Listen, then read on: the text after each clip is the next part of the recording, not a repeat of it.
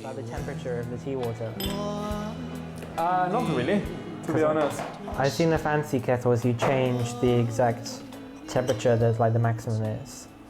I mean, it makes sense. But why wouldn't you just have the hottest water to make the tea as strong as possible? No, because some kind of teas are very sensitive to the temperature and you don't want to fuck them up. Okay. It makes sense, especially for like matcha tea that is very powder. So oh right, yeah, because it will just burn, I guess. Exactly, you don't want to destroy the chlorophyll and you want to keep all the Is texture. the chlorophyll what gives it its flavour?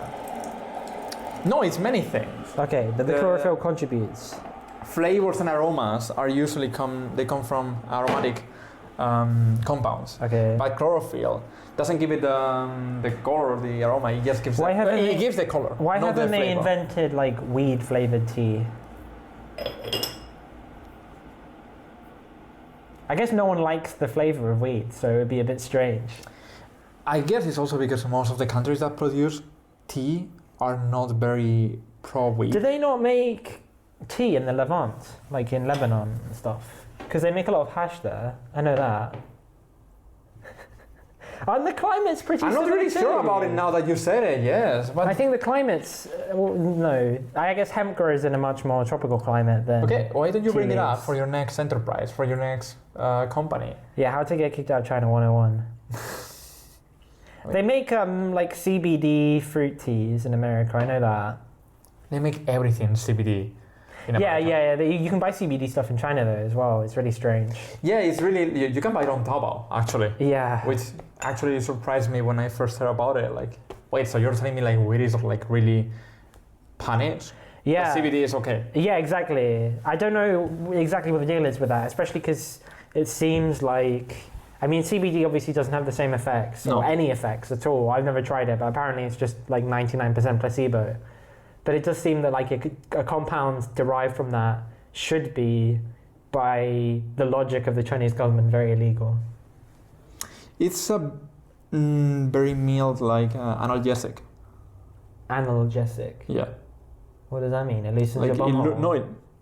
No, that's popper. No, like it eases the pain and relaxes the inflammation. Apparently. Do they have poppers in China? Like I know they're illegal, but I've never seen anyone do poppers in the I know. nightclub. I've never done popper, and I don't intend to do. There are enough gay people. I think Beihang would be a good market for popper. Beihang branded poppers. Would it have a plane on it?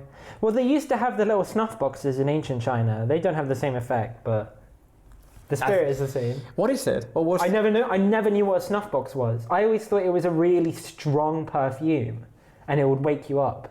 I always thought it was like the rock salt that the bath salt. The heavy lifter. No, the rock salt that the heavy lifters use to like wake up. Like they take a puff of it, like I think it might be and the they same just like thing. wake up. I always heard it was because like women back in the day weren't eating enough, and then they would always like be passing out, or they were like very supposed to be like. It does make sense too. Yeah, fainting all the time and stuff. So they're always going out. But I don't know. I heard how these things works for like the heavy lifters. Apparently, it's just like many like nitrogen containing compounds, and when you sneeze them in, it creates like nitric acid or something in your like your nose, and it just like wakes you up, creates a very fast reaction. Urea has a lot of nitrogen in, doesn't it? Yeah, but urea and nitric acid is completely different. Okay. You don't. It doesn't I'm not a smell chemistry like piss. expert. I'm just smell wondering like if I can have my own piss and wake up. I mean, if I throw a glass of piss in your Gerardi! face, yeah, you're gonna wake up. That's for sure. But I don't think. Can you please edit in the TF2 Sniper Gerardi voice clip, because it's one of my vocal tics.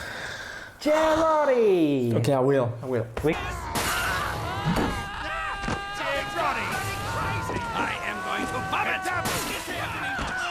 We didn't get Jeffrey Epstein in, but we got TF2 in. You just said it. Yeah, but as a topic of conversation, we got TF2 in, but not Jeffrey Epstein. Do you want to go that way? Well, the days of being wild bingo board is what's in my head. Like what we're going to mention in the episode. Yes. Israel, tick. Jeffrey Epstein, tick. Cross. We're not talking about him. P, cross. Urine. Have we done urine in any of the other episodes? I don't think we have yet. We are not very into that line. We're not very dirty in that way. I mean, we are discussing. You did remind me of my ways. favorite thing about sports is whenever a high-level athlete has to go to the bathroom and they have to like cancel something. Well, in the UFC happens very often. Yeah, in the UFC it happens. I know that. No, but they don't cancel it. Like the guys just shit on their pants. in football, it's very funny because I've seen the clips of like the crowd chanting, "He needs a shit. He needs a shit. Give him 5 minutes. He needs to shit," or something like that. And then there was a classic one I remember. I think it was the China Grand Prix last year. Carlos Sainz got like a runny tummy or something, and he missed the national anthem. And then, like during the national anthem, he's like running out of from the backstage. Like, what are you supposed to do? Like waiting? Exactly. You have to shit Yeah. In I think 3 hours race. I think they get fined for missing the national anthem as well. But it's probably not that much. But it's Carlos Sainz. The Spanish anthem doesn't even have lyrics, so you're not missing much. We talked about Formula One last week, so we shouldn't talk about it too much. But have you heard the Formula E news? No. So all of the drivers in Formula E have written a joint letter to Mohammed bin Sulaiman. Mohammed bin Sulaiman, the head of the FIA, to try and change the regulations of Formula E because they're none of them are very happy. But they did this without. Why? They did this joint letter completely secretly without their teams, which is like a big no-no. And their teams have all like fined them for like writing a joint letter, which I think is so funny, getting fined for writing a letter. But what did they say in the letter?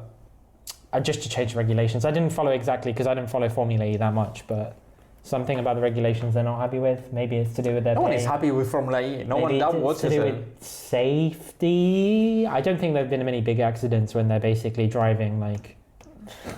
Well, yeah, when you drive at 50 kilometers per hour, you're not going to have a big I'm crash. thinking of the really old electric car from like 2015 or 2016. Like I think it's the BMW i3, the like little like smart car kind of thing. Sorry, I shouldn't make fun of Formula E. It gets too much shit. You don't like it. I don't watch it, like no one does. How can we segue into the topic at hand today? Think of something smart. Hey, you're asking too much for me, you know. I'm going for it. I'm gonna go. Go. Formula E used to have Lotus compete. Lotus is owned by Geely. Geely makes the new electric taxis for London. Really? Yeah, I think it's called the TX4. And then my dad drives one now. My dad drives a taxi. From Geely? From Geely. No, I'm lost. I was going to go to the... I'm doing like word association. Geely is Chinese. We're going to talk about the Chinese space program. Yes, exactly. See, it was not so hard. It was right there. It was right there. Geely is Chinese. The Chinese lunar exploration program is what we're going to be talking about today. I want to flex my badge. Check the badge. Check the badge.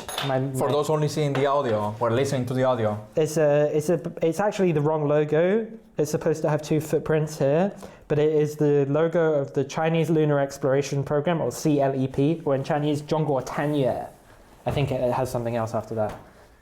Tanyue, I think is pretty like complete already. Renwei is mission? No. Tuandui is team. Chang'e is successful. I'm trying to remember a script from ages ago where I had to say congrats on the successful mission, but oh well. Okay, so the point is, as we have already Alfie bragging off about his new bag. Yeah, my bag. I got so much to brag about today. Today's the Alfie Brags episode. Okay. And you have to edit it too, which is even funnier. I'm so tired of listening to you brag about everything. We're talking about the Chinese Lunar Exploration Program, but we also want to just talk about the moon. The moon's cool. Yeah, exactly. Like, there is no point in trying to talk about lunar exploration if we don't know what is the moon. Okay, so to begin with, what is the moon? This weird concept, very intrinsic to the old Chinese civilization, very unknown in the West. What is the moon? Alfie, please, can you give us an introduction on it? The moon is the largest natural satellite of the Earth, and the only one. Formed, I think it's 3 billion years ago. That's a complete guess. It's between 3 and 10 billion years ago, but I'm going to go with 3 billion years ago. Let's say at least 12 years ago. I'm not Googling it. I'm just going to state it, and then you're going to have to put the fact check over me. Fuck off. At least 12 years ago, let's say. That's a very specific. At least 1 billion years ago. I'm going to put it out there that it was formed more than 1 billion years ago. I'm very confident on that. Okay, and you're going to make me fact check like every time you say something. Thank you. What happened to it?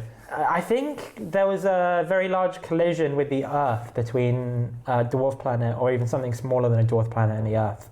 And then it took a lot of material into Earth's orbit and then that consolidated into the moon. Mm-hmm. So the result of that is the moon is relatively young, but it has a very unstable history. Will we call it the Israel of the satellites? No, because I like the moon. I don't like Israel. But it also, it's still in land. It used to protect the Earth. It always does, still does. Yeah, exactly. Like the natural satellite, having a large natural satellite protects Earth from a lot of asteroid impacts because it makes a lot of orbits around the Earth unstable due to the presence of the moon. And that's why the moon is pockmarked with so many craters. The surface of the moon is very, very loose dust, like very... It's basically sand, or it's even looser than sand, and it's held together with gravity that I think is like 12 to 15% of Earth's gravity.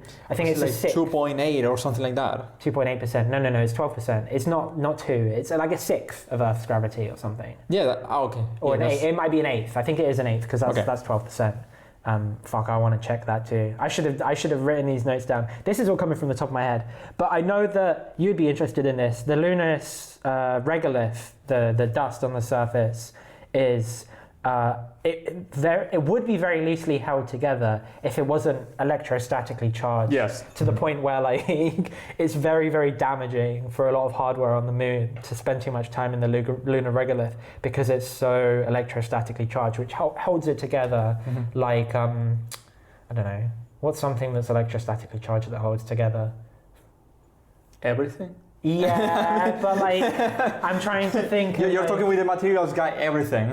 Yeah, like when your hair is standing on end.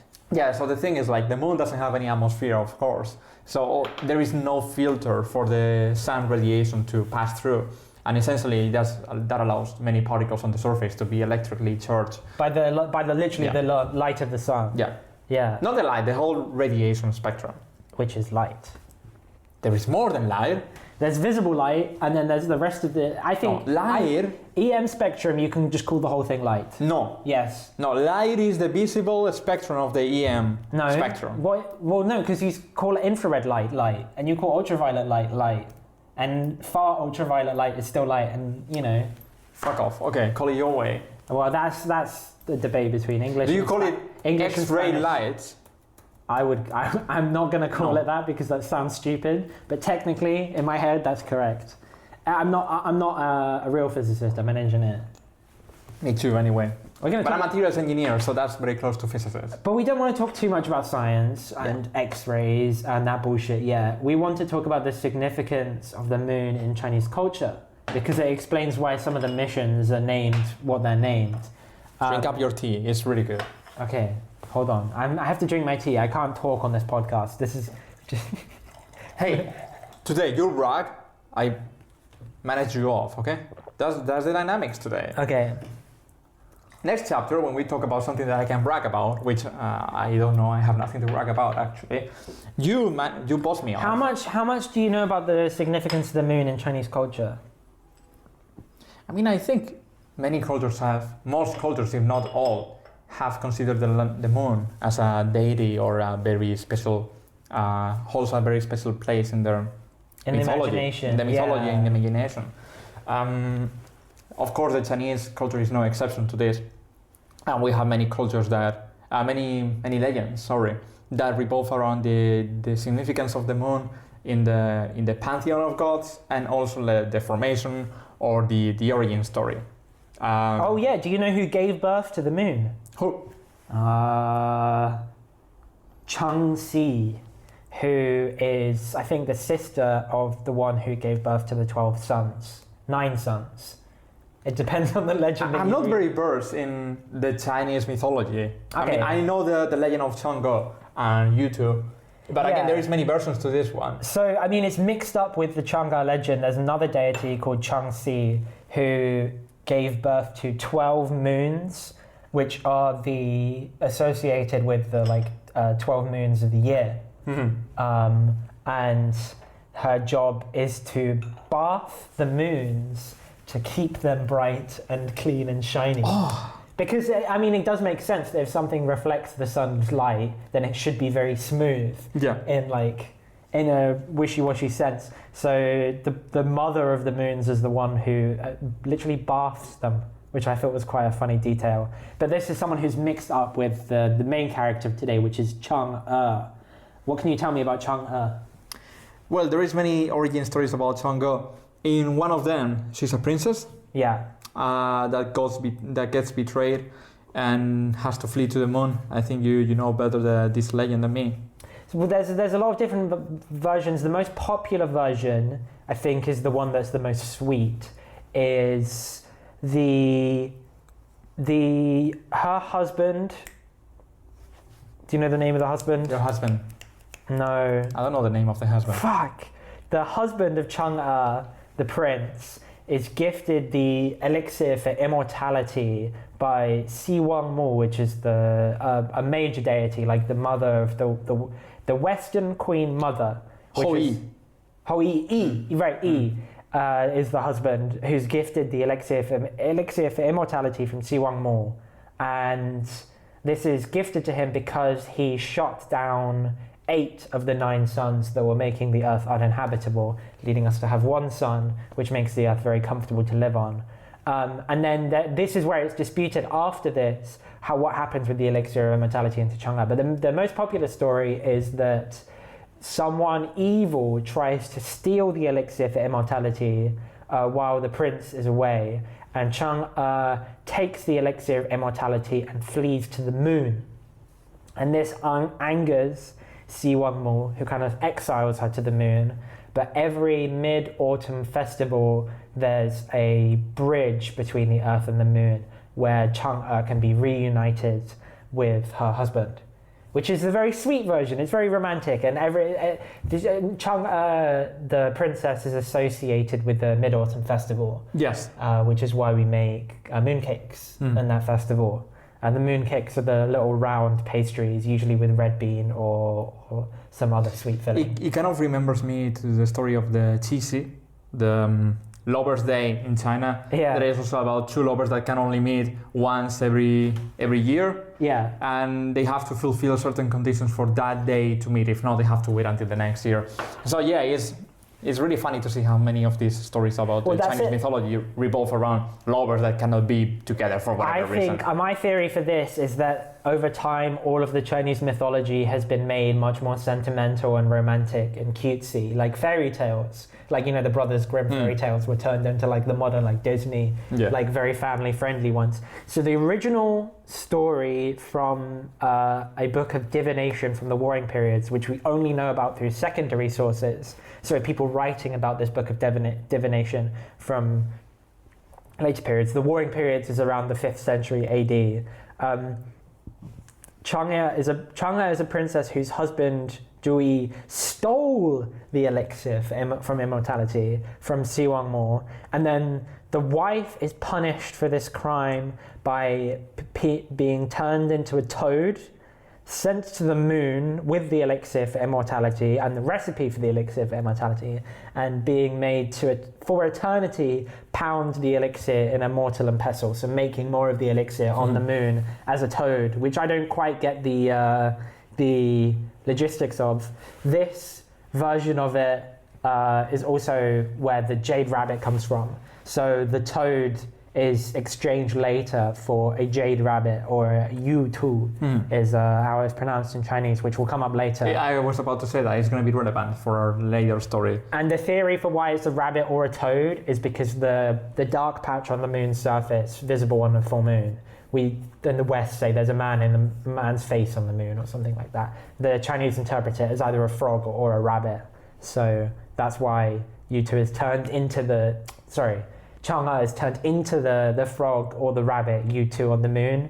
This later turns into Chang'e keeps her human form and has to make the elixir for immortality in a mortar and pestle, and Yutu, the rabbit, is accompanying her, which is the most romantic depiction in a lot of paintings. Like Western scholars compared this story to like Sisyphus, because she's being like punished for betraying the gods, or doing something good and being made to do something for all time. There's another legend, Wu Gang. Do you know about this guy? I can't remember what he's punished for, but Wu Gang is punished by making him chop a tree for all eternity. Like he swings an axe at the base of a tree, and the base of the tree regrows. Well, one must imagine Chang'e happy. Yeah, I think Chang'e's quite happy. Most of the paintings just show her as very like melancholy. You know, she seems like kind of a sad, lonely character. Well, I don't think she will have many reasons to be happy. But in Beijing, for example, the version of the story that has the great destruction of them all is the one that contains Yutu, the Jade Rabbit. Apparently, it's like, well, you also know that different regions of China have different developments in their mythologies very often.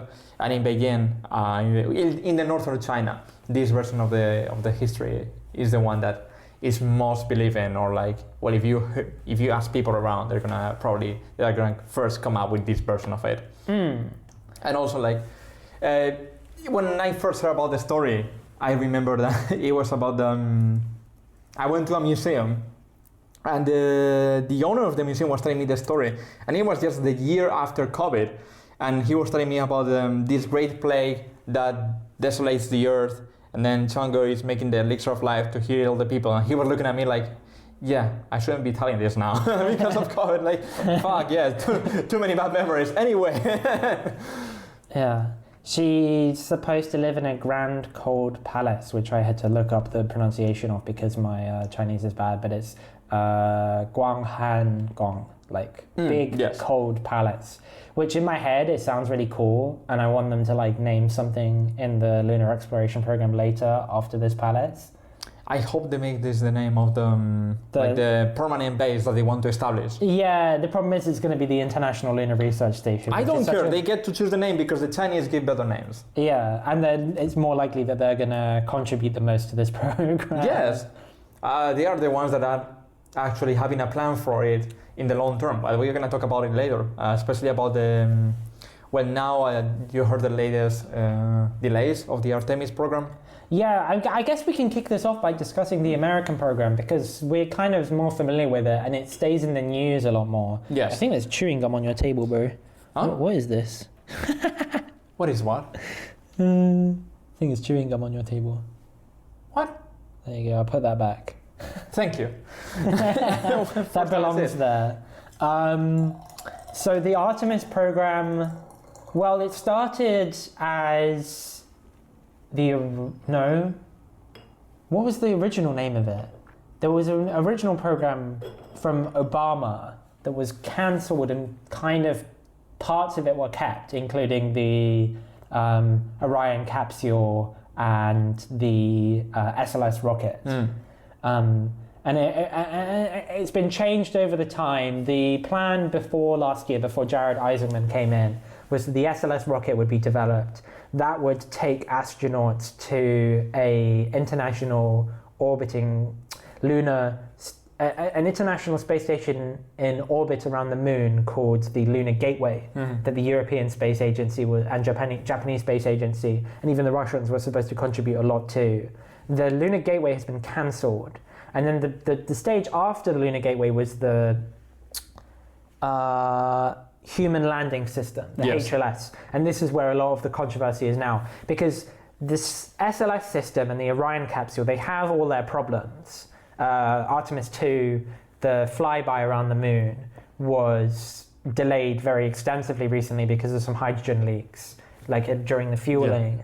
And the human landing system seems to be the bigger problem because they're relying on SpaceX to finish building the Starship, the giant fucking rocket that they're developing right now, and demonstrate that it can land on the moon, which we're going to talk in a bit, is very, very difficult. And they've also got Blue Origin competing for that. and Blue Origin was kind of out of the picture, and now they're like fully back in the picture. They're actually looking more likely than SpaceX to complete this part of the mission. But it's a massive clusterfuck, and it just gets delayed every year. The original plan was to land in 2020 under Obama. Then it was moved to 2024, and now it's just supposed to be before the Chinese. Well, SpaceX now, before the main plan of them was to go to Mars directly, now they have also changed their plans because they realized their objective was like just a hype train, and they were promising to go to the moon in 5 years, which again, it's not going to happen, I guess, coming from them, especially if you hear the latest promises of Elon Musk. Yeah, I think there's a lot of shit given to SpaceX for making this reevaluation, but it is kind of the only good decision they've ever made. But they made it so late. It's so late, exactly. So they got most of their money for developing an architecture to send people to Mars in the far future, in the mid-2030s. And then now they're losing all their contracts to send stuff to the moon. They have to re-pivot to the moon because that's where the national focus is. And maybe you can tell us a bit why going to the moon before 2030 and in the 2030s has suddenly become not just a science objective, but a security objective for both China and the US. Well, now we have, the first thing that we have to cover is that there is always a very specific interest, a very scientific interest about space exploration, like things like the International Space Station, programs like this. They don't especially have any objectives more than self-studying. That is, the ISS, for example, it was like a project that was investigating themselves in the way that, okay, yeah, we are launching some people to stay there for some weeks, some months, whatever, and they're going to have some objectives to follow. They're going to have like some experiments to carry on, mostly related to, for example, the growth of vegetation in gravity zero, survival of animals, many things, whatever you can think of. But the biggest data set, the biggest set of reasons that it got was about how long can a system like this survive in space? How long can people stay in space in zero gravity conditions without suffering any health problems, which again is very important when you want to further the space exploration towards longer term objectives. Like that is, for example, settling a permanent base on the moon, or what SpaceX was saying until very recently, going to Mars with the same objectives as having a permanent base. You have to do this in a very escalated way. You cannot know how you're gonna behave in the moon if you stay there for 1 month, if you don't even know how you're gonna behave in gravity zero, for example. The other thing is that now we have a race about space surveillance that is also complemented not only by the satellites, the constellation of satellites that SpaceX also began with. What is the name of the satellite? Starlink. And Starshield. There's two constellations that operate very closely together. Yeah. So now the Chinese also have their own program about this. They have a lot of programs. They have many, but I mean they also have their own constellation that is already operated. So there's Guowan, which is the national communication constellation, and then there is Tianfan, and there's another one. Tianfan is the second most successful one after Guowan. So we have the development of space surveillance and space communications. The Chinese also recently said that they want to renovate Beidou, their GPS system. Yeah. They want to increase the capacity and the capabilities of it. And then you also have, of course, it is a very important geopolitical landmark for a nation to say we achieve a feat of this scale. The Chinese have already been to the moon in non-tripulated missions. They have obtained many data, many samples from the moon already in missions that we're going to cover later, but they still haven't sent humans to the moon. Sending them, having them plant the Chinese flag on the moon. Well, you know what happened when the USA did it in 1969. It was a big feat. It was a slap in the face, as the way they saw it, to the Soviet Union, and it was a reminder of what is the biggest superpower on the world at that moment. You know, of course, there is also an interest in showing who is the most advanced power right now, but I think the main interest is just also one of the things that they are bringing up more lately is the lunar mining. Yeah. And well, we have now covered that, as you said before, the moon is made essentially of regolite. Do you know the composition more or less? Oh no, I remember reading about it before. I don't know about it. It's mostly silicates. Yeah, it's always silicates. Yeah, always silicates. Apart from the mineralogical composition of it, which is still being studied with the samples that every now and then come back to Earth from... I mean, there's deposits of phosphorus and thorium detected by one of the missions we're going to talk about later. Thorium is important, but we already have a lot of it on Earth. Yeah, no, both of these are not massively useful, but... Thorium is a byproduct of the mining of uranium and other minerals. Until now it was essentially considered a waste because you couldn't do anything about it. Now it's used to power the generation 4 fission reactors, which essentially mean that they are very clean and almost renewable source of energy. But the other main interest for the lunar mining also comes from another future for the energy harvesting, which is the nuclear fusion. Do you know? Helium-3. Helium-3, yes. Yeah. We have very little helium-3 on Earth because the radiation of the sun is stopped by the atmosphere, and it impedes to have the nuclear reactions that have to happen to have this isotope of helium on Earth. But again, we were saying before, the moon doesn't have any atmosphere. So even if the gravity is very low, even if the atmosphere cannot keep any gases very near the surface, helium-3 is still found in the very first layers of the surface of the moon. So the main idea for this is to mine the surface, to extract the materials from the surface and extract the helium, that it can later be used in nuclear fusion.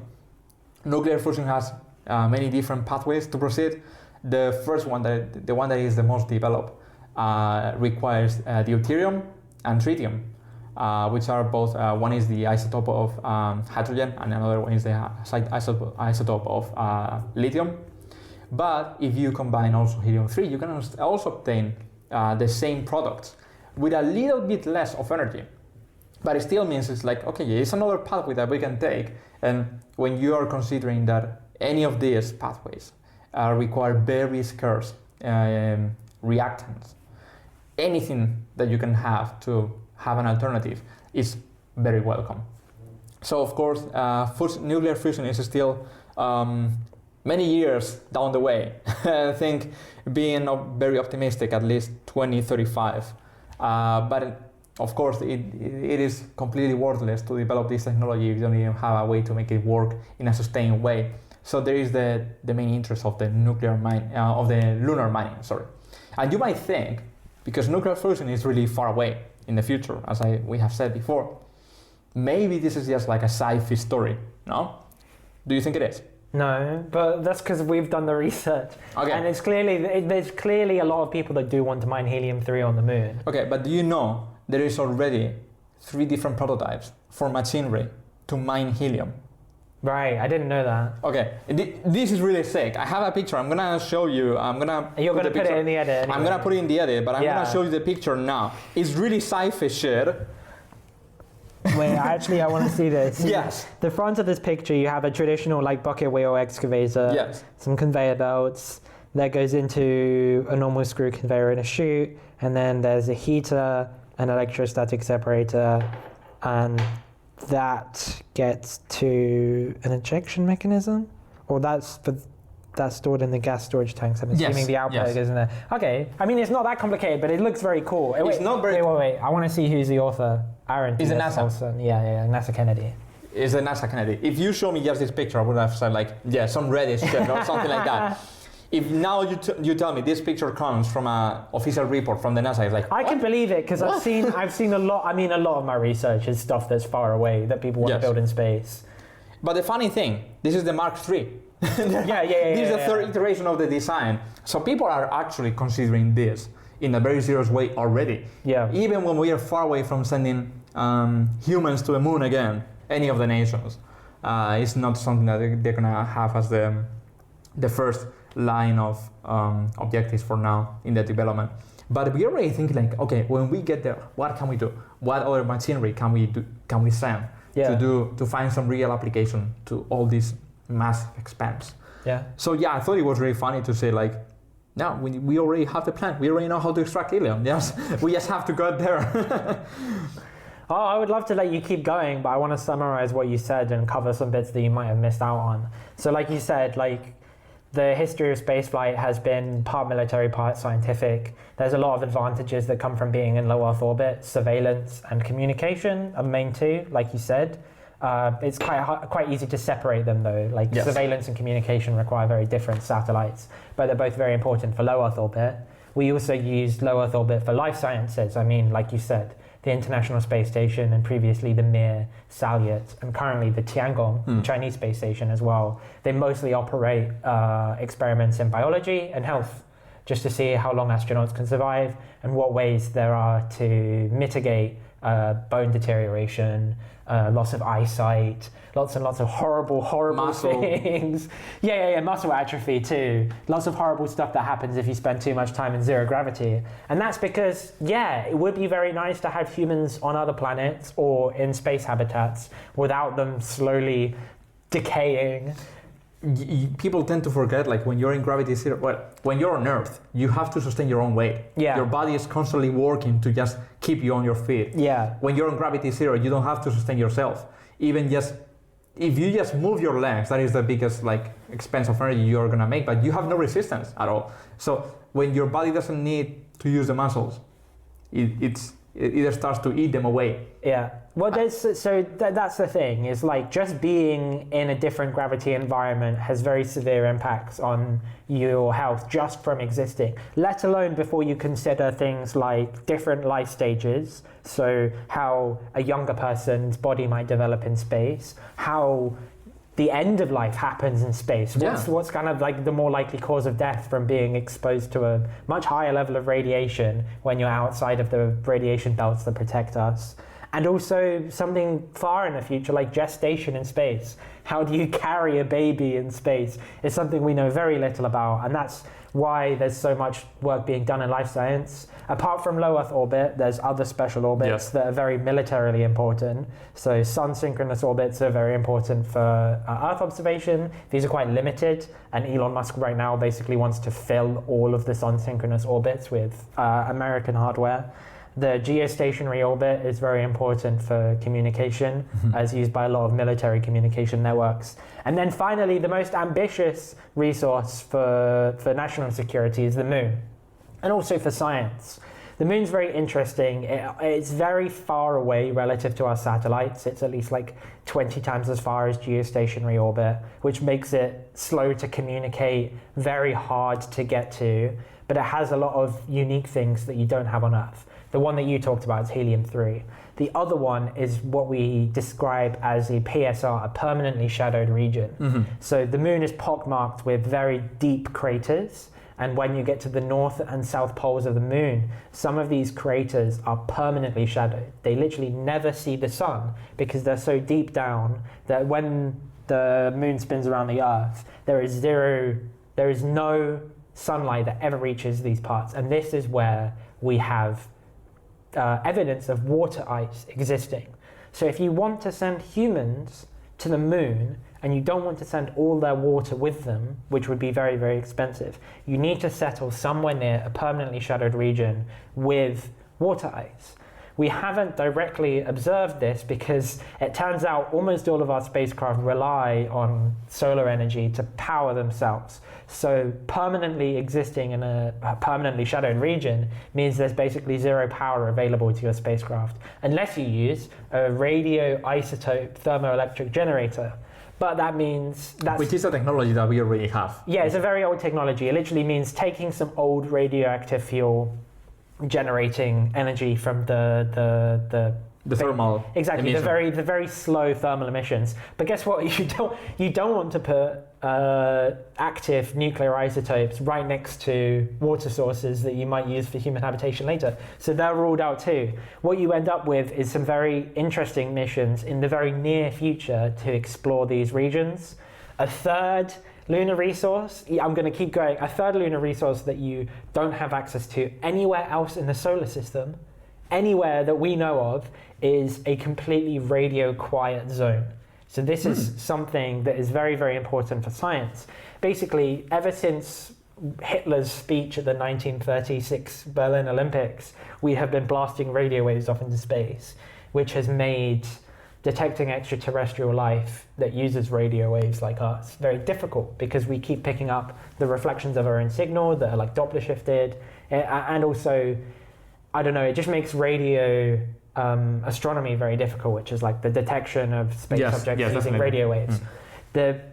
Because the only place that does not have line of sight of Earth is the far side of the moon, there are lots and lots of proposals to build radio telescopes on the far side of the moon, the one that faces away from Earth permanently. Yes. Makes sense. This is the only place in basically the universe that you can isolate. Can you imagine how quiet it must be? Yeah, until the Chinese got there, because we now have a bunch of spacecraft that emit radio waves that permanently orbit around the moon. So it's not as quiet as it once was, but that's very unique. And then finally, this is something that's speculated upon, but it's something I'm the most excited about, is the lava tubes underneath the tectonically active parts of the moon. So the moon has plate tectonics just like Earth. They're much, much more subtle, and it used to have magma and lava.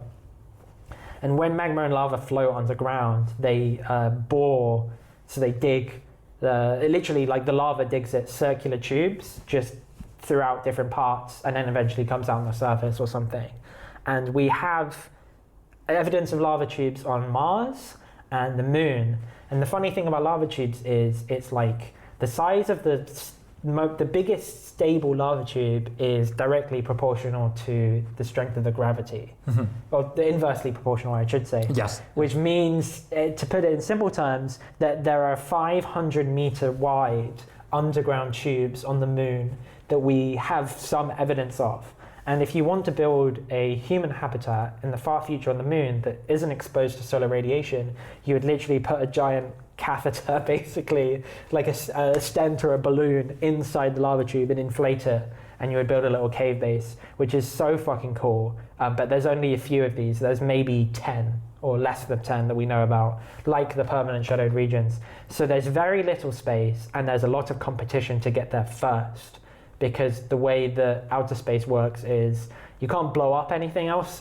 You can't blow up anything anyone else has, but you have to get there first to claim it, basically. It's like people compare it to old like colonial like race for Africa, kind of just coming in and dividing up the land. In that way, yes, but I don't expect Belgium having any impact on it. That is the biggest difference. Yeah, thank God the Belgians aren't going to be there, basically. Yes, they will start chopping hands They off. can't be trusted anymore. Yes. But yeah, and then, I mean, there's one more thing, but it's very minor, is like the American fucking Operation Paperclip Nazi scientists once theorized that if you wanted to lob a projectile somewhere at Earth, the best place to basically launch a guided missile from would be the moon, because you get the maximum energy for that. Yes. But that's essentially put nukes on the moon, like Nazi technology. I mean, that is also trying to weaponize the orbits. Yeah. Has been already a very long-term program by the USA mostly. They try to use kinetic weapons from low orbit, which just means, it was like a sci-fi project. They realized it was not feasible in the long term, and it doesn't have any benefits. So until you can even launch a nuke from the moon, it's gonna... it's a bit crazy. We're gonna have bigger worries, we're gonna have bigger things. But we want to move on to discuss specifically the Chinese lunar space, the Chinese lunar exploration program, to develop towards these very far-fetched goals and compete with the Americans.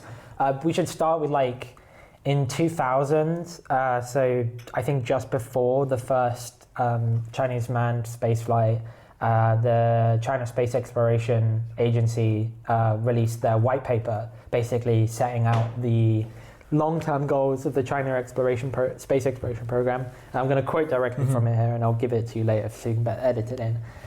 to develop space science and explore outer space by developing a scientific research and technological experiment satellite group of the next generation, strengthening studies of space microgravity, space material science, space life science, space environment, space astronomy, and carrying out pre-study for outer space exploration, centering on the exploration of the moon.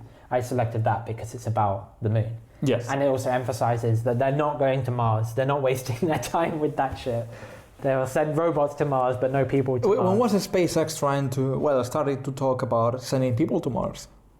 Very early on. Very, very early 2010s. Yeah, exactly. Yeah. I mean, early 2010s even. The interplanetary... What's it called? The very first version of Starship was called like the Interplanetary Exploration System or Interplanetary Ship or something. And they had big ideas for that. And then that would become the big fucking ship and the big fucking rocket, which was stupid. And that would become Starship and... We haven't heard anything about Starship in a long time already. It's been going on in the background. Yes, but we haven't done any more presentations on the Starship blowing up. But yeah, the emphasis basically there is that for manned space... We can't say manned, you have to say crewed. For crewed space exploration, the focus will eventually be to get to the moon. This was in 2000 before they knew how feasible it would be. And like with the 5-year plan episodes, we say they make very conservative goals and then they try and kind of get there later. Maybe this is the only aspect in which they were not very realistic from the beginning or not very pessimistic. I think they've achieved what they've set out to do, which is... next generation satellites for space exploration and astronomy. Maybe the Chinese astronomy program hasn't been as good as they promise here, but we're going to get to the end already, but I predict that China will land people on the moon by 2030. No, I'm really sure of it. And I'm 90% sure because of some leaks that one of them will be a Hong Kong astronaut, one of them will be a female, and one of them might even be from Macau or something. That would make the biggest sense of it. Yeah, because they want to land the first woman on the moon. They want to land the first Chinese astronaut on the moon, and they obviously want to include someone else. They're talking about doing it internationally. You know what other region will be really funny to include in the crew? No. You know what other province of China? Right. Yeah, they could put Taiwan. Really funny to include in the crew. Unfortunately, it doesn't seem like because we already know that the first Chinese astronauts on the moon will be people who have already been to the Tiangong or will have already been to the Tiangong. Yes. So they have to be people in training right now or who have already been trained. So it'll probably be a very senior Chinese astronaut who's been to Tiangong multiple times. Probably the person who will first step foot on the moon in the new mission.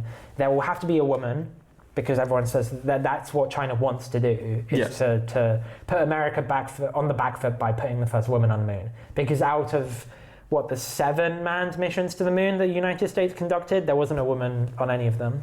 Yeah. And I don't know, people are also talking about they could put a non-white, non-Chinese astronaut on the moon.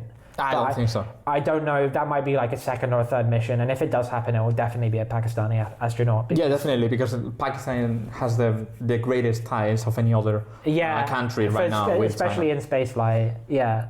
Aerospace in general. Yeah. But also, I would like to see a civilian. If they put the first civilian on the moon, again, not for the first mission, but I can see it happening on the second. I don't know if any of the Apollo astronauts were civilians. The first time that the first landing, I think they were all ex-military. No, the first time they launched civilians was in the Challenger. Oh, right, okay, I didn't know that. Then yeah, you'd be right. And yeah, they launched them once. Yeah.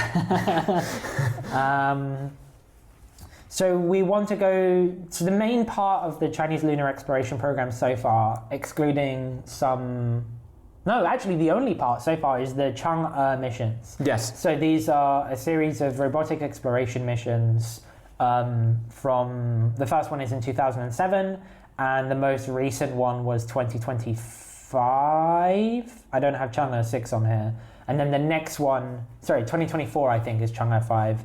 And the next one will be 2026, the end of this year, Chang'e 7. And then there will be one in 2028. And that will conclude the Chang'e program, basically. But beyond Beyond that point, they will have a new name, I think, and they'll have a new, what would you say, like a new program.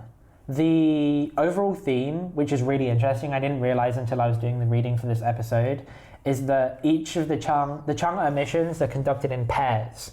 So they send 2 very similar missions, roughly 3 or 5 years apart, and the second mission will always be an improvement on the successes of the first one. So if we want to start with Chang'e 1 is basically it's a science satellite. So it's a lunar I'm joking. It's a lunar reconnaissance orbiter, which is the name of a different satellite, but it is based on a old communication satellite bus, the Dongfang Hong 3 satellite bus, which I learned for the first time now. Is pretty sick. On that first mission, one of the instruments was a microwave interferometry sensor, like I don't know exactly how to describe interferometry, but like a microwave sensor, it's a passive one to detect helium-3. Yes. On the very first mission, they were like, we need to detect helium-3. A microwave interferometer, what it does is allows you to have an idea of the composition of matter. But I thought that was spectroscopy. There are many ways to deduce what is the composition of a compound. But with microwave, like what you're looking for is like a specific signal, you know? When you're looking for something specific, in this case, if you already know what is the signal that helium-3 is going to give you, you can already search for that specific peak in your samples, and we have it, fine. Yeah. But also what you mentioned is that overall, they have been really evenly spaced, all the missions so far. Between, Chang'e 1, it was in 2007, October the 24th. Then Chang'e 2 was in 2010. Yeah. Then Chang'e 3 in 2013. Yeah. And then Chang'e 4, between Chang'e 3 and 4 was the biggest span. It was 5 years. Yeah. I was in December the 8th on 2018. Now Chang'e 5. I got December 7th here. I got December 7th on my one day off. Yeah. Either you're right or me one. I might be a time zone thing. And Chang'e 5 in 2020. Yeah. And Chang'e 6 was I'm going to write this one down. 25? Oh, you don't know it either. Chang'e 6. So Chang'e 6, I had to record a video for the Chinese Space Agency as part of the Beihang students that was like Chang'e Liu Hao Ren Wei.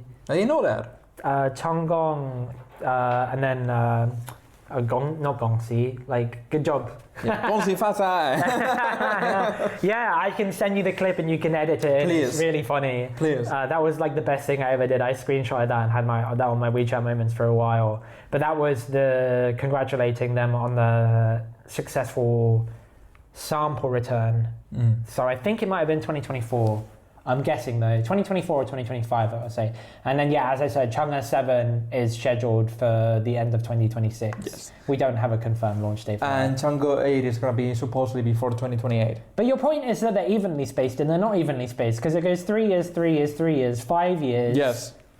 I said 2 years. more or less. Consistent, I would say. Yeah, Because 2-3 years average. Well, and then you have a jump in 5 years. the thing here is like between 2004 and 2024, there's been about 6 missions, which is very impressive, actually, to have that constant rhythm. And I think I was confused by this, but I think they could have gone much quicker. But the reason they didn't is out of an abundance of caution, which is very typical of the Chinese Space Agency.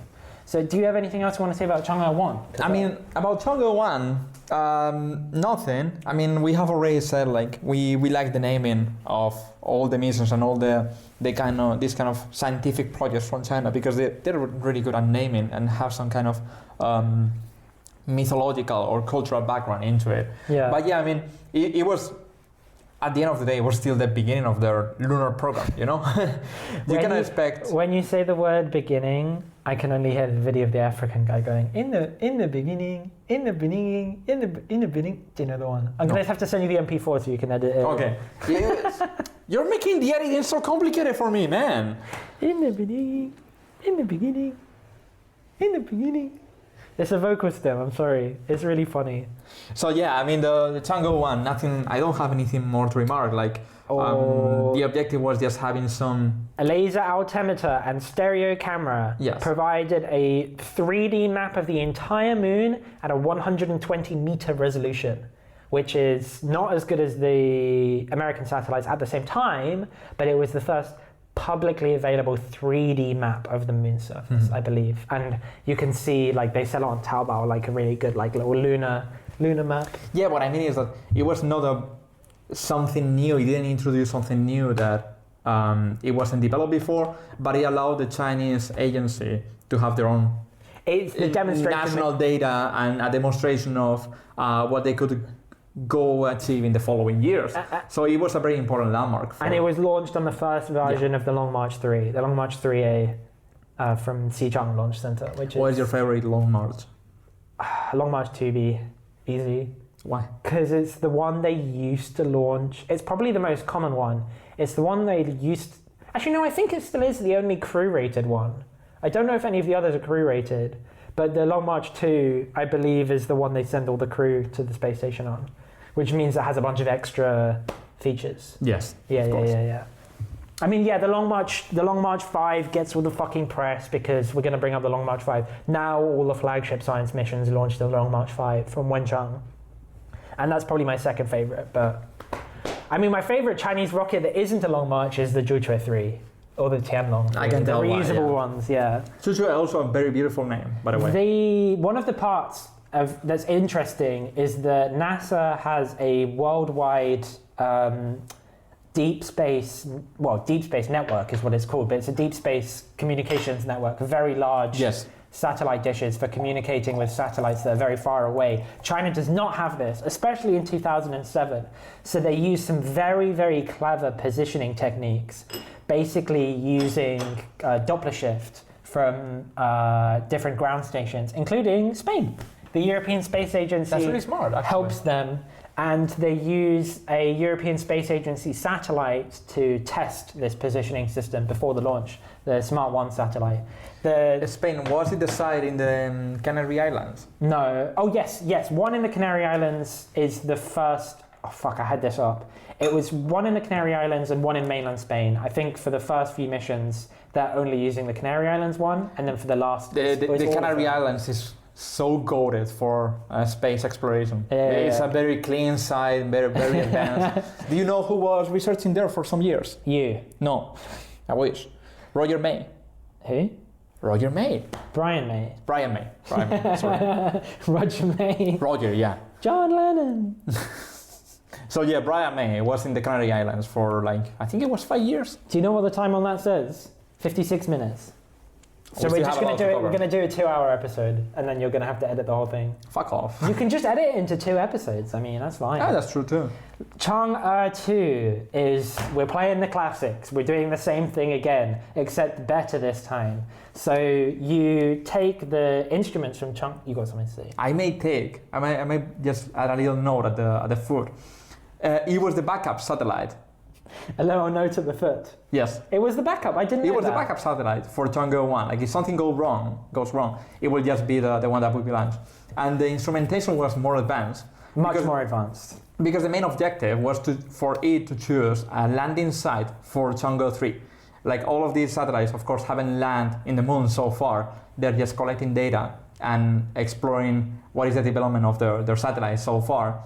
But yeah, I always thought it was really curious that even being a backup plan, it already had more advanced instrumentation than the main plan, you know? No, I think they upgraded it.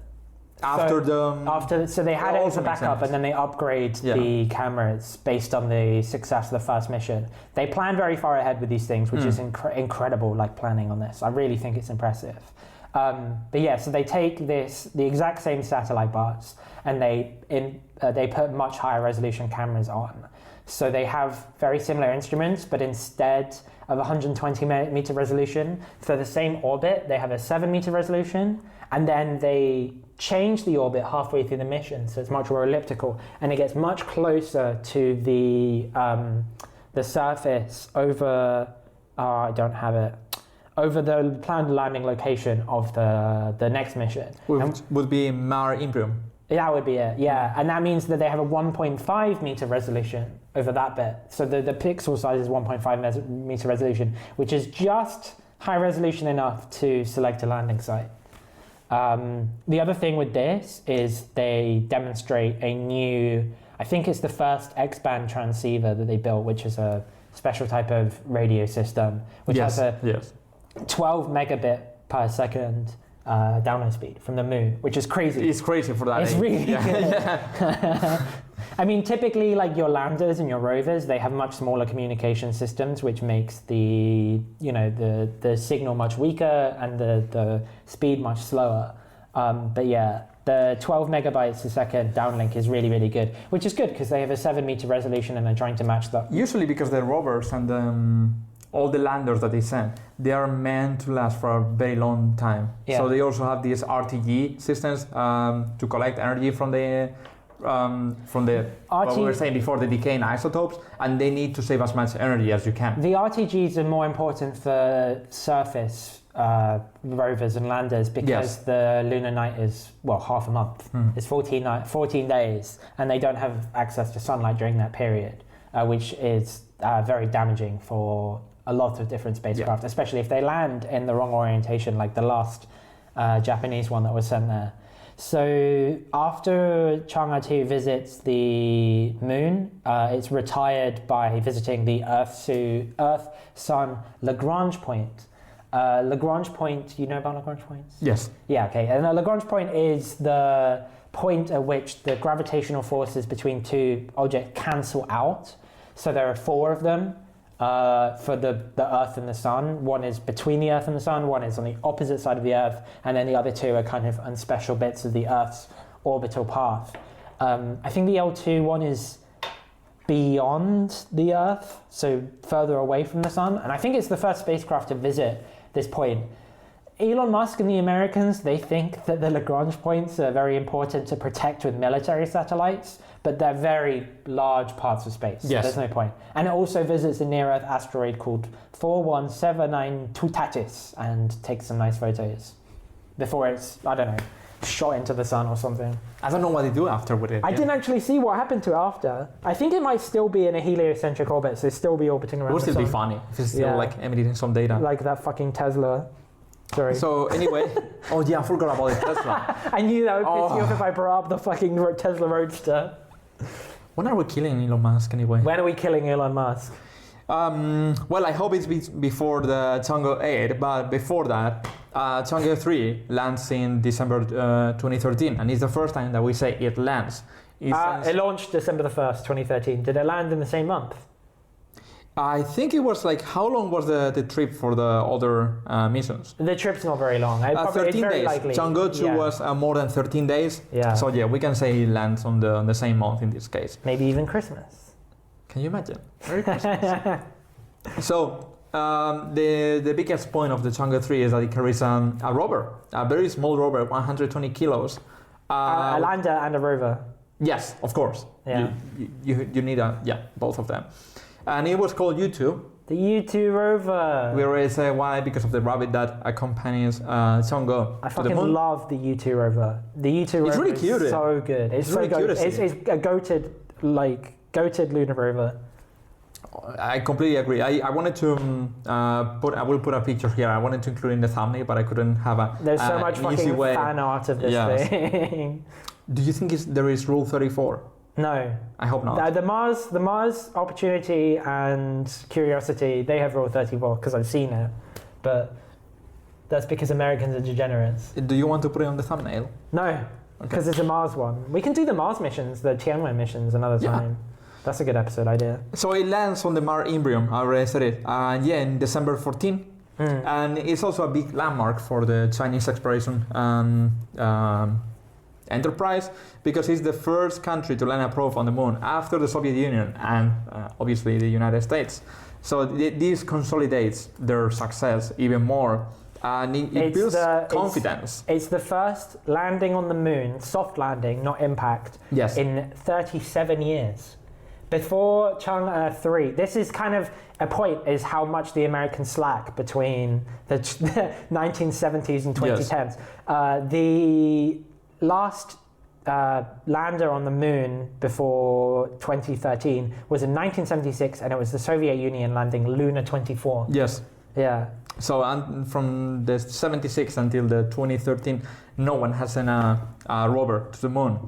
One of the biggest features of it is that it discovered a new type of basalt. It discovered a new type of material that is present on the surface of the moon, and this was very different from those found by the Apollo and Luna missions. So it already helps discover something that we didn't know before about the moon, opposed to, well, mostly what the other missions were doing, which is essentially scanning, proving, and sending some national data for the Chinese to have on their own. And then we have the U2 rover stopped operating August of 2016. Barely 3 years is a bit way shorter than most rovers. The interesting thing about the U2 rover's retirement, I had to read into it a bit, is the U2 rover had retractable solar panels. Yes. Because during the night it got too cold and solar cells have to be kept at quite a reasonable temperature.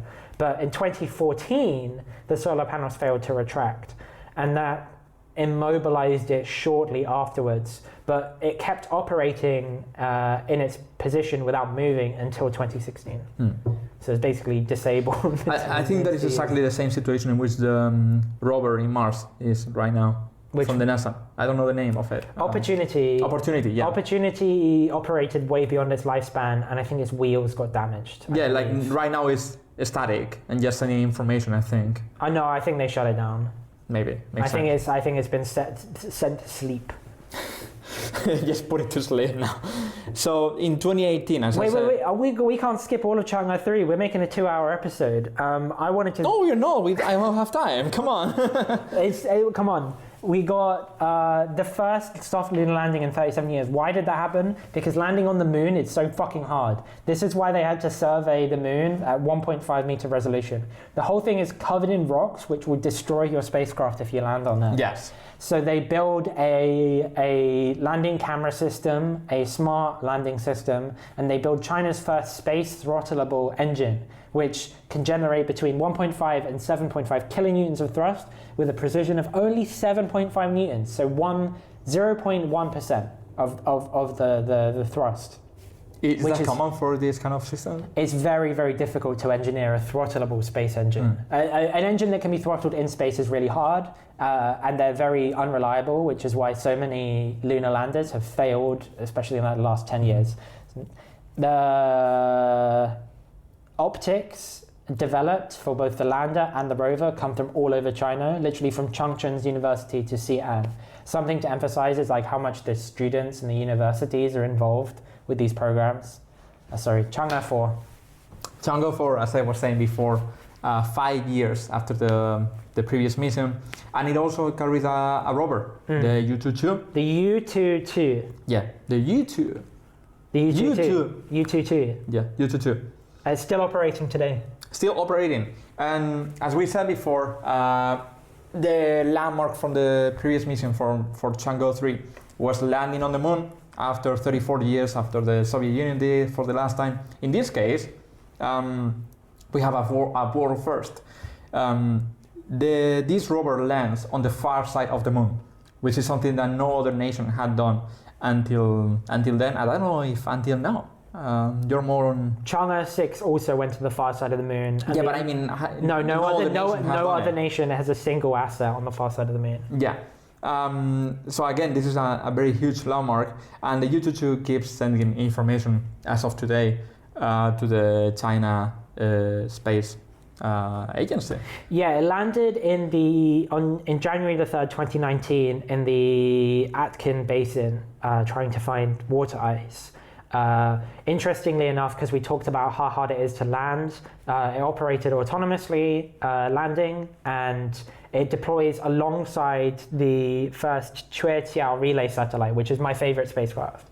The Chang'e relay satellites are the first relay satellites put in orbit around the moon, which means that they they relay signals between the Chang'e 4, the U-22, and the Earth by just orbiting around the far side of the moon. There are now two Chang'e relay satellites as well. Interestingly, something I read during this, because I just wanted to go on a tangent about my least favorite spacecraft, they have a special European Space Agency designed chip on board during landing that manages the landing operations. The same architecture was then sold to Israel for the Bereshit lander.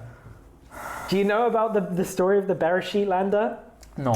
Okay, here we go. Bereshit is classic. I mean, it's one of the best things Israel has ever done because it's a space science mission. We like space science missions no matter what. But I don't like Israel. But we don't like Israel. And then guess what happened? So obviously it failed, otherwise there would be a much bigger deal. It's the first ever attempted private moon landing mission. I think it was trying to get the Google X Prize for being a private company to land on the moon. They had lots and lots of issues during commissioning when it's in orbit and they need to turn all the systems on. Basically, they had dust over some important sensors, and the computers they used weren't radiation hardened enough, which means that calculations aren't being redone to check if there's any problems. Very Israeli on them. This causes the mission to crash into the surface of the moon instead of having a soft landing, which wouldn't be a problem, except one of the experiments on board that was put on board without any consent from international science, or what we would call the anti contagion, or the protection of celestial bodies against biological contamination. They put a colony of tardigrades in epoxy. Jesus Christ! on the lunar lander, which was supposed to test the survivability of tardigrades in the lunar environment in an isolated thing, because you don't want to contaminate the lunar surface with tardigrades, which are like little bugs. Which would be very funny, by the way. But yeah, guess what happened? They fucking crashed. Jesus. They crashed the lander into the moon, basically spilling all these tardigrades out everywhere, causing a massive biological incident. And now everyone's worried that they might have contaminated the lunar surface with tardigrades, therefore making Israel the first country to attempt to colonize the moon. Which is a very Israeli thing to do. It's the most Israeli thing ever, to fucking accidentally colonize the moon. Do you think it was an accident still? Netanyahu puts in the call, crash the lander. Crash it now. Crash the Israeli flags, spread them all over. Yeah, so they have tardigrades on the moon thanks to Israel now. Thank you, Netanyahu. A year after the Chang'e 4 mission. That's my tangent done. It was a really funny tangent. You can do it again. you have my blessing. Yeah, the Netherlands, Sweden, and Germany contributed science payloads to the mission, making them the first international collaborators with the Chinese lunar exploration program. I have a quote from one of the engineers here about exactly what the Dutch contributed. He says, The Chinese and Dutch low-frequency radio spectrometers on the lander and relay satellite of Chang'e 4 might help us detect the, don't know what this means, 21 centimeter hydrogen line radiation and study how the earliest stars were ignited. I think 21 centimeter hydrogen line means they're trying to detect a isotope of hydrogen. No, you know how do you analyze the composition of a star? Yeah. You do the spectroscopy, but I don't know. I specifically don't know what the 21 centimeter hydrogen line means. I'm not an expert in spectroscopy. I think hydrogen spectroscopy is its own fucking field as well. So we're really not. Yeah. Because hydrogen is it's really funny how it's the most simple system that you can use to analyze spectroscopy, and at the same time one of the most complex ones when you really get deep into it. Yeah. Let me search it up really quickly. The 21 centimeter hydrogen line is allegedly useful for studying how the earliest stars in the universe started, and which can give you more information on what happened after the Big Bang. If we're done on Chang'e 4, I'll go straight to Chang'e 5 while you're looking that up. So Chang'e 5 is the last one I have extensive notes on. It is the heaviest mission up until this point because it includes a service module, a return vehicle, a lander, and an ascent unit. Why do they need an ascent unit on the Chang'e 5 mission? Come on. Did you do know the Chang'e 5? I don't have it on my notes. Okay, because the Chang'e 5 mission is the first mission to do sample return. So they use a robot arm and a coring drill to collect samples from underneath the surface of the moon at different depths and put these samples into a smaller spacecraft on board the lander, which after sample collection takes off, docks with the service module, transfers the samples between the ascent unit and a lander, which needs to be heat shielded to re-enter the Earth, and then the service module returns the lander to low Earth orbit, where it re-enters over Inner Mongolia and returns rocks directly collected from the surface of the moon to Earth. This is China's first sample return mission, and it's incredible because before this, the samples returned from the moon, apart from like during the Apollo missions, were typically returned with a direct injection. So the vehicle that takes off from the surface of the moon and enters orbit would be the same vehicle that re-enters the Earth, which means that your sample size is quite limited. Because you're docking with a return vehicle and a service module, you can collect a lot more samples. Yes. I don't know how many. I think it was over 500 grams, which is quite a lot. They sent many more on the last one. Yeah, it was 1.7 kilograms. Jesus Christ. 60 ounces. Yeah. Damn. I think it was more even in the Chang'e 6. Yeah, it was more in the Chang'e 6. So the Chang'e 5 lands on the near side of the moon near a old volcanic formation called Mons Rumke, and collects samples related to geology. I don't like geology. I'd like geology. No one likes geology. No. Geologists don't like geology. I like geologists, but geology to me is... They lick rocks, I don't like them. They're weird. About the hydrogen line, the 21 centimeter line, is very important because the difference in energy between that state and the following one in energy is really small. Yeah. And also because usually you have a massive red shift from these signals when you start from very far away bodies. It's very hard to distinguish from other lines and catch that small difference, but it can give you important information about the distribution of gases in the universe, like the background distribution, and also the exact speed or rotation of certain stars. So yeah, it's like a very specific point, a very specific line that you're looking for to get more information, more accurate. Yeah. Do you have anything on Chang'e 6? This is the coolest one. I mean, this is the coolest one is gonna be the Chang'e 8.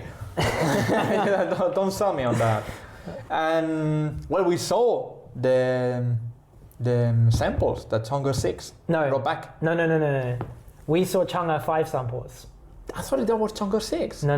The Chang'e, sorry, I didn't mention this when we talked about Chang'e 5. Chang'e 5 lunar samples can be seen in 3 museums around the world.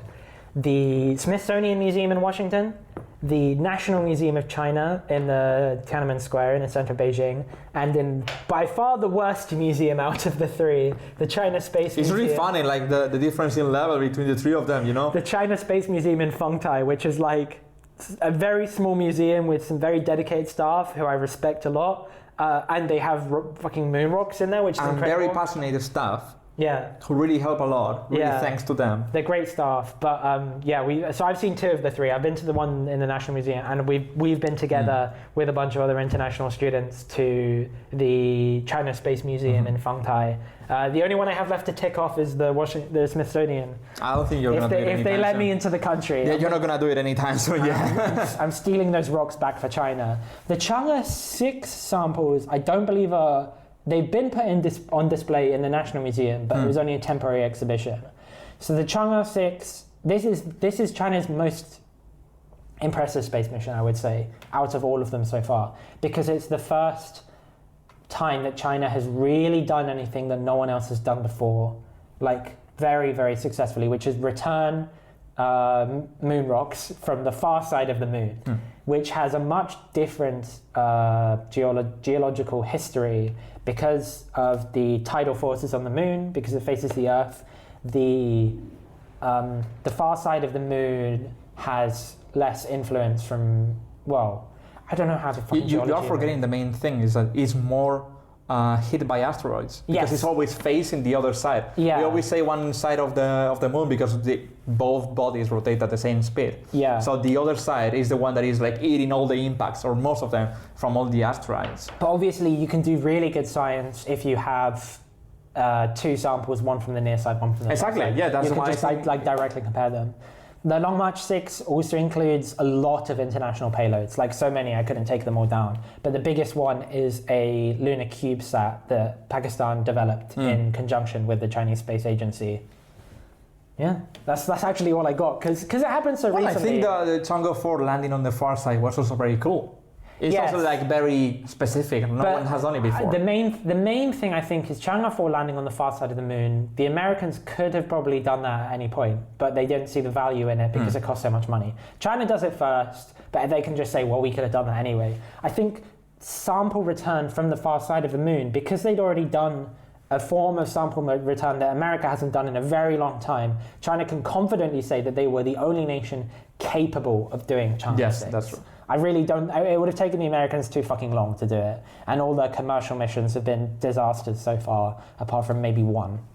Elon Musk would have said like 5 years ago he would do it in 2 years. So Intuitive Machines is an American company that developed a lunar lander platform that they've just been reusing over and over again. I think they've launched 3, and I think 2 out of the 3 have failed because they couldn't land. The Intuitive Machines lander looked like this. So it's a very tall rectangle, and when you land on the moon, you want your center of gravity to be very low. Yeah, you always want your center of gravity low. I mean, Japanese rover did the same thing, landing on its side. Yes. Japanese lander, not rover. Chang'e 7 scheduled for the end of this year. We don't have a lot of details on it. We know some of the international payloads. We know the destination is probably the Shackleton, which is the largest permanently shadowed region. Yes. The Shackleton crater is the one that all the blue checks on Twitter are talking about America invading and occupying. There's no oil there. There's no oil there, but there's probably water ice and helium-3. Like, the Chang'e 7 includes an orbiter, a lander, a rover, and a mini hopping probe. That's super cool. Yeah, so they know the Ingenuity, the drone that was launched to Mars, which is probably one of the coolest things ever. China wants to replicate that by doing it on the moon. Because there's no atmosphere, you can't use propellers. So it's going to be a combination of small thrusters and, I think, literally legs that push down and bounce over the surface, which is fucking awesome. Do you know that there is still a debate about what is the possible ice structure that they're gonna find on the poles? What are the 2 different ice structures? No, 2. No, there is 21. I don't know that. There is 21. I think it was like, no, not 21. It was less. It was like 6 or 7. I'm gonna put it like here, like something like 6 or 7, more or less. But all of them have very different crystal lattices and very different properties. Yeah. And apparently, like, it's very particular aspect of material science to study the allotropes of ice. Yeah. And because it's very subjective to the temperature and relative pressure on the ambient. Anyway, little geek fact. Yeah, Chang'e 8? It's scheduled for 2028. Scheduled to start terraforming. Yeah. Setting the first foundations of it. Testing additive manufacturing, 3D printing with lunar soil, which is a big deal. Also testing in situ resource utilization. ISRU is a thing that Americans have been talking about doing for ages, but they have not done it yet. They want to extract oxygen from some of the materials on the surface of the moon. They also want to begin this robotic preparation for crewed landing, which is something that it's interesting. It's like preparing the ground for the crewed landing is not something that has been done before. One of the robots on board, a Turkish rover, a lunar rover developed by Turkey in collaboration with a certain Chinese aerospace company that we want to represent. You want to. I have no ties with them. Yeah, we'll be hopefully developing that with Turkey. And then that leaves us with just the future, the human landing program, before we wrap up the episode, I guess. Yeah, I guess it's gonna be really, the perspective is really shiny because opposed to what the Artemis program is giving us, which is I don't want to be too pessimistic about Artemis, but yeah, they've given us one mission where they orbited around the Earth and it didn't go well. Exactly. And they give us like the very first step of the whole mission. It failed, and there is not very optimistic plans of development in the near future. The main thing to watch with the Artemis program is not whether or not Artemis 2 is successful. Because Artemis 2 will probably be successful. But when? The objectives aren't too ambitious. I would say they will do Artemis 2 successfully before the end of 2026. I would bet money on that. But the human landing system is completely up in the air, and we have no fucking idea who's going to land the astronauts on the moon, and we have no idea when the spacesuits that the astronauts will be wearing on the lunar surface will be completed. Too many ifs. Too many ifs for the Artemis 3, the landing bit.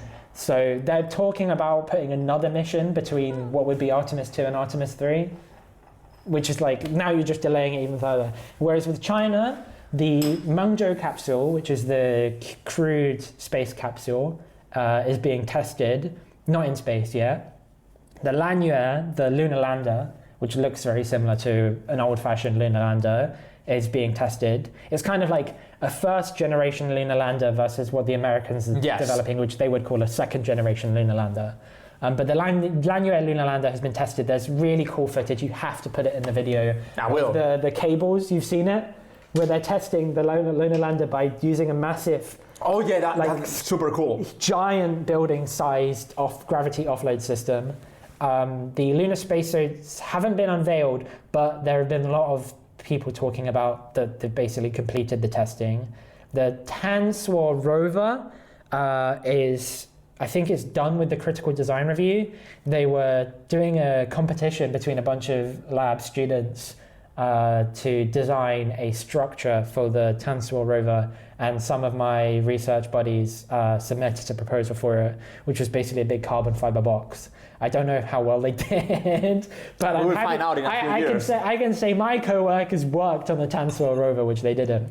And wrap it up. What do you mean wrap it up? We have to wrap it up. The Launch Complex 301 at Wenchang is under construction, and you can go see pictures of it. And what is it? Wenchang, Hainan Wenchang. Okay. Mm-hmm. We didn't mention Hainan Wenchang enough in this episode because like half of the missions have been from there, and it's so cool. I want to go there. Please, if you're watching this, someone from Hainan government, please buy me a plane ticket to go and watch a rocket launch. Me too. You should talk for the both of us. Come on. He can pay for it himself. Please buy me a ticket. So yeah, I think the future of the Chang'e missions and the future development of the lunar exploration from China is really bright, really promising. They'll be there by 2030 for sure. I mean, at least they're giving like the expected updates, and they're following their schedule that they were planning from the beginning. So, other than that, I cannot say anything. You have something left to say. Thank you for watching. What should I say? Thank you for watching. That feels, when we say thank you for watching, it's like they're making us a favor. Okay, you know? Maybe they're listening. Oh, right, we're doing them a favor by informing them. You're welcome. You're welcome. You're welcome for all the information we've given you. We will take your money. Thank you very much. Anyway, yes, thank you for listening. No, you're welcome for listening. The Days of Being Wild podcast. And we see you on the next episode. Where we're going to be covering Dreams of the Red Chamber. Really? Yes. We need to prepare for that. Thank you very much.